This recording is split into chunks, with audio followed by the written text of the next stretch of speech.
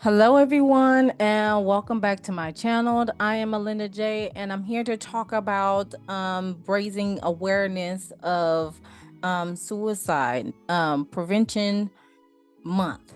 As we all know, if you haven't noticed by now, September is the month for raising awareness with suicide and how we need to continue raising this awareness all year long to 7 24 hours, 7 days a week, 365 days, and infinity and eternally and beyond.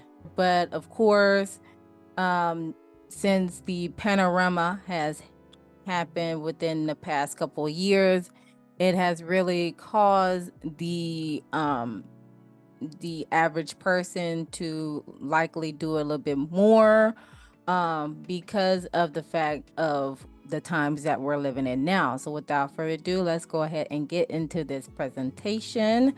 Okay, don't forget to like, share, and comment your thoughts and opinions in the comment section below. And please don't forget to subscribe to the channel if you haven't done so already, and hit that notification bell so you'll know the next time I upload a video.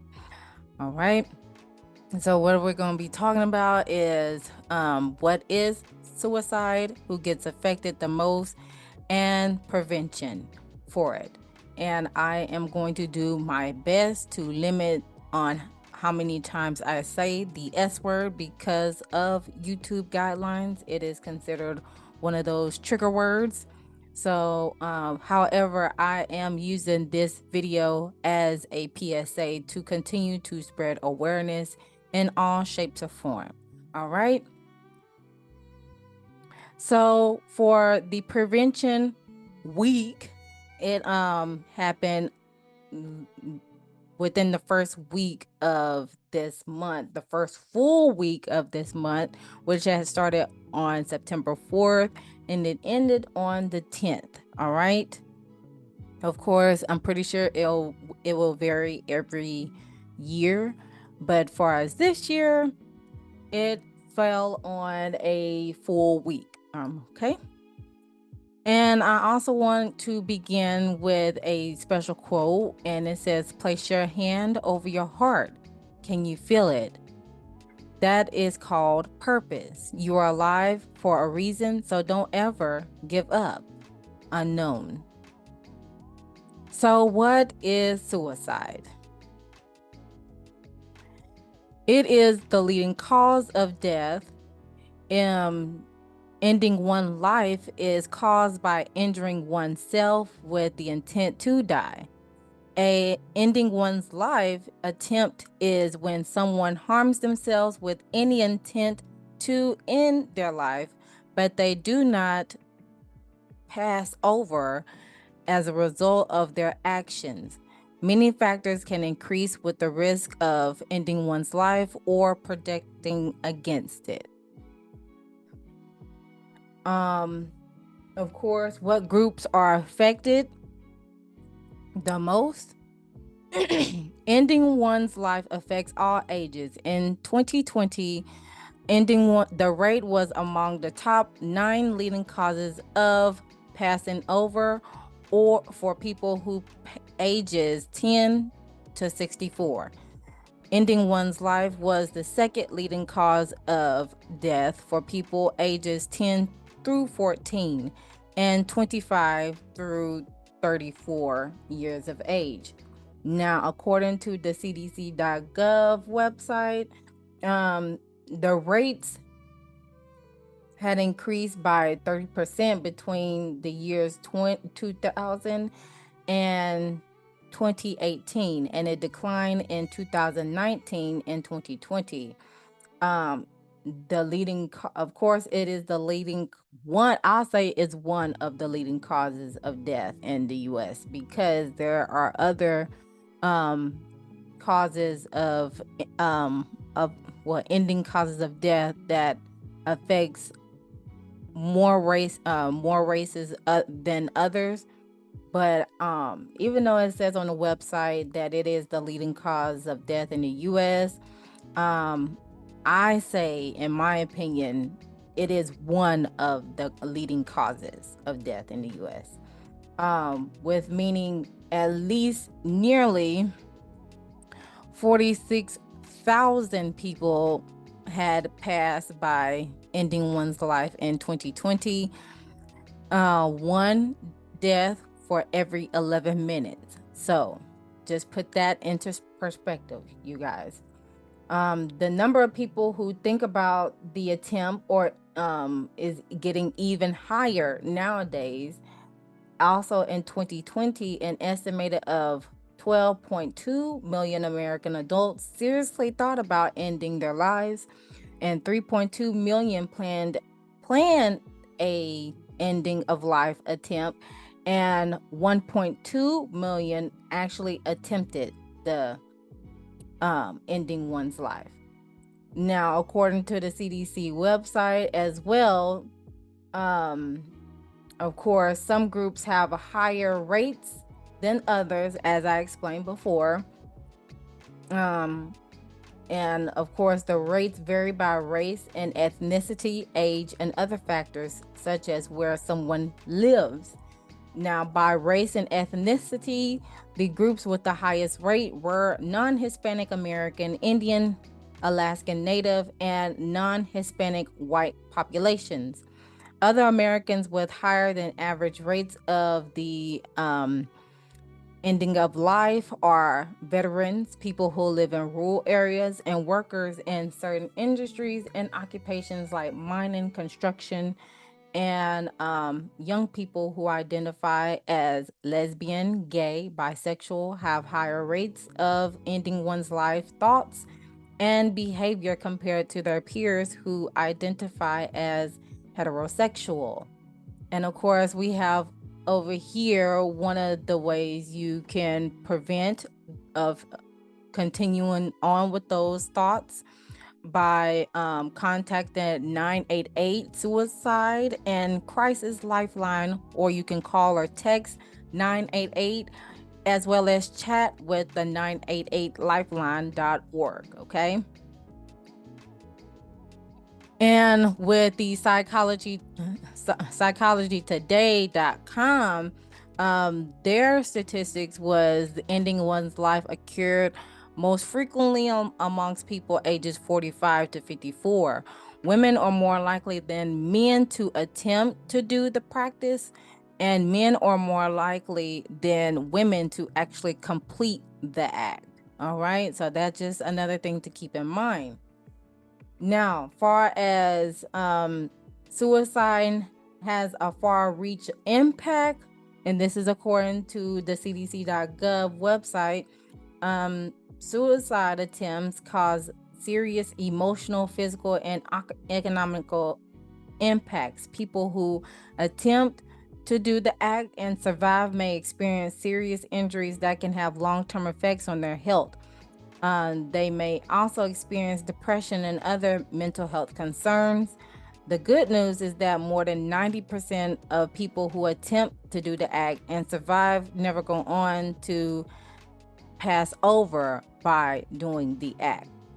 And the suicide attempts affect the health and well-being of friends, loved ones, co-workers, and the community. When people pass over by the act, their surviving family and friends may experience shock, anger, guilt, symptoms of depression or anxiety, and may even experience thoughts of ending their lives themselves. So please, as you are going through this, please keep in mind that there are other people that are around you that actually love and care about you as well.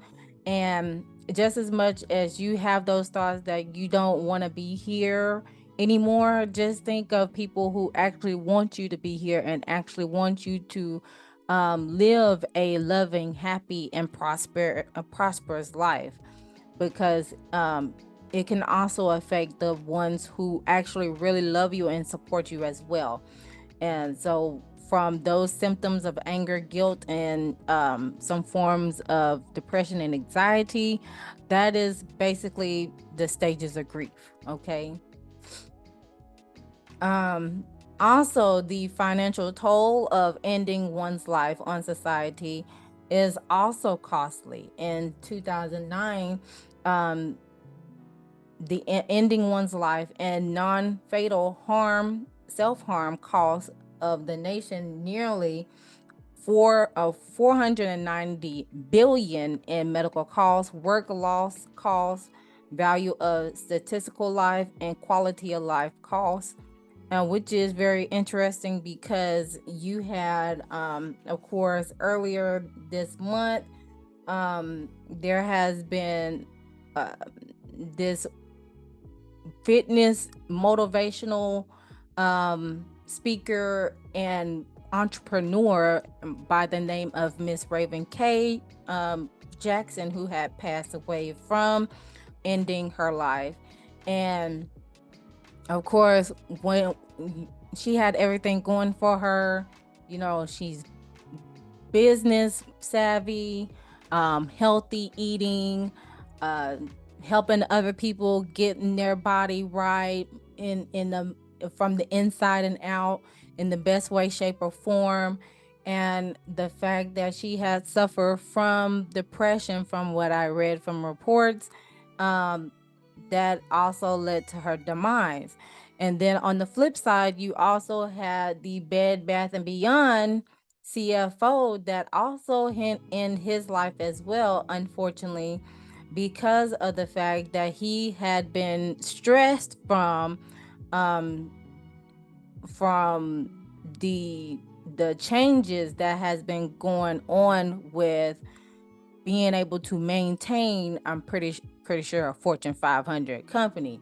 So um again, it affects everybody, young, old, rich, poor, white, black, you name it. It has no name on it, okay?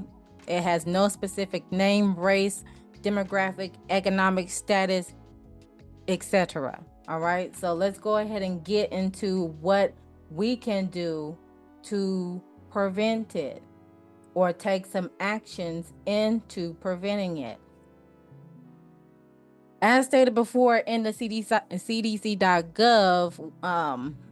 website, what can we do about it? Of course, one is with family support. Surround yourself. It is more important to surround yourself with people who actually really love and cares about you and will go above and beyond, or at least do what they can to help assist you in your ability to get over those thoughts that you might want to end your life. Also, community support. Be able to find people who share the same goals and aspirations as you do, far as like if you want to start a business, if you want to expand your mindset, if you want you name it. Go with those people. Find your family, find your extended family, find your tribe, so they can be able to assist you and help you find encouragement to navigate through those up and downs. But also keep in mind that you do also want to seek a professional as well, in case it goes in case it escalates a little bit more to where the community is not able to assist in that shape or form, to where a health professional needs to um, further assess and review.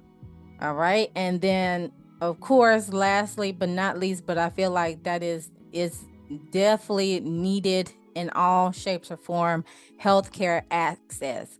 Having the coverage of mental health conditions in health insurance policies is a must, because if you're performing a job and you're not in that mental state right now, it could affect on how you perform throughout the day, throughout the rest of the day.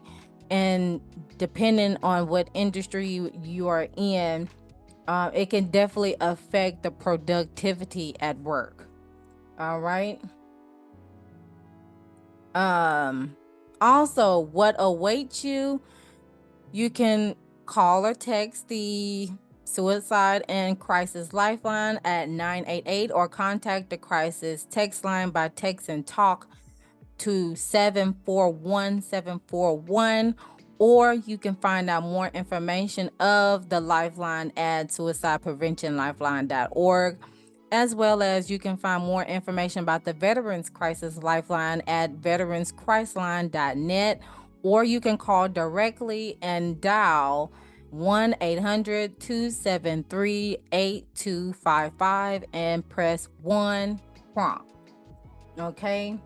Now, to other ways that endings one's life can be prevented. Again, I'm reading off of the CDC.gov website. It says preventable, and everyone has a role to play into saving lives and healthy and strong individual families and communities. Okay, all the way down here.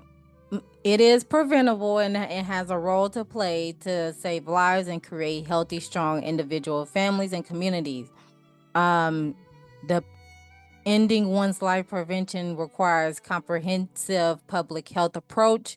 The CDC developed preventing suicide, a technical package of policy programs and practices, and this is like a hyperlink of a PDF that you can look over.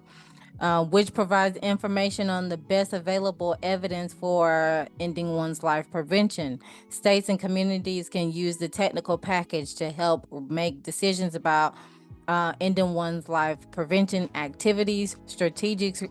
Strategies range from those designed to support people at increased risk at a focus on whole population regardless of the risk.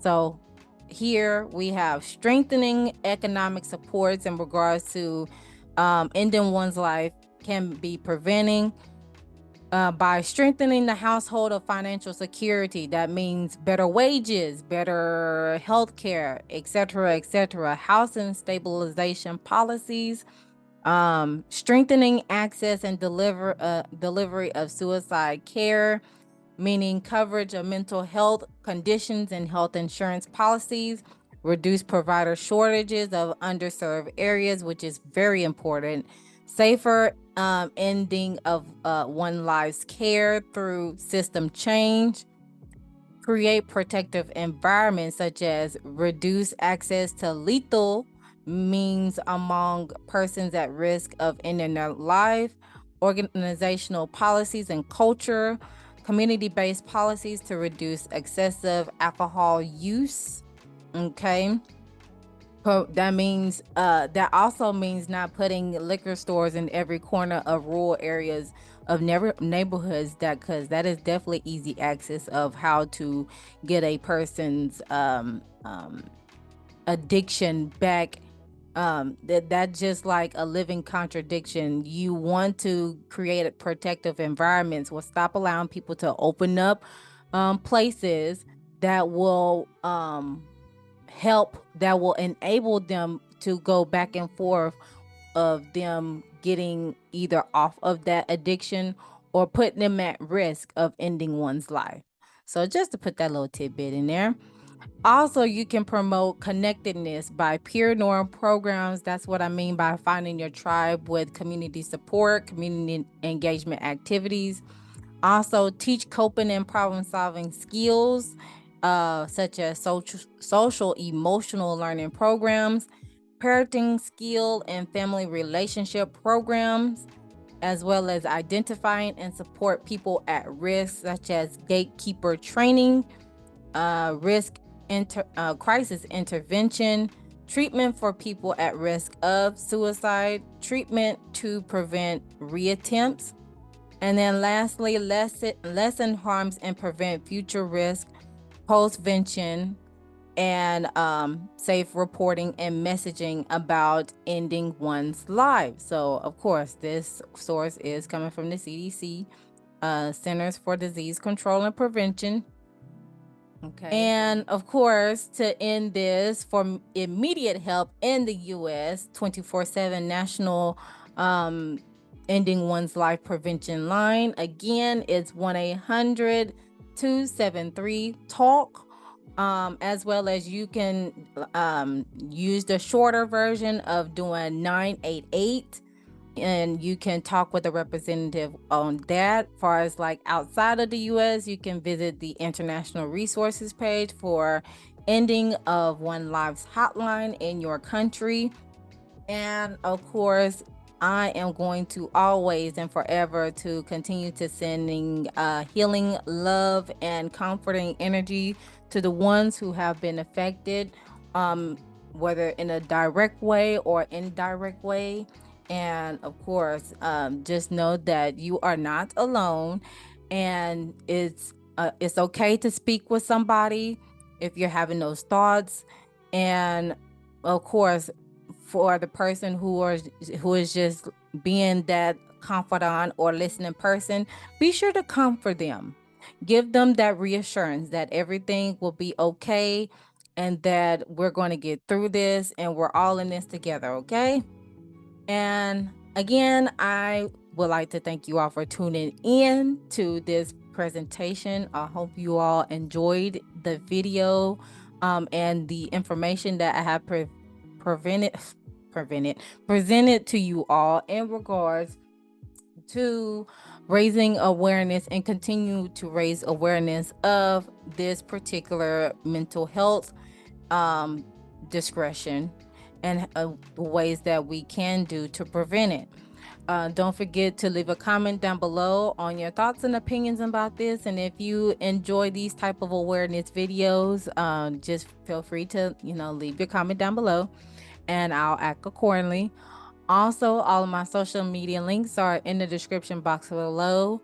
And don't forget to share this video, like the video, and subscribe to the channel, and hit that notification bell so you'll know the next time I upload a video. All right. So without further ado, I thank you all for tuning in again. And always remember to love thyself, know thyself, soothe thyself so you can heal thyself. And I'll see you guys in the next video. Bye.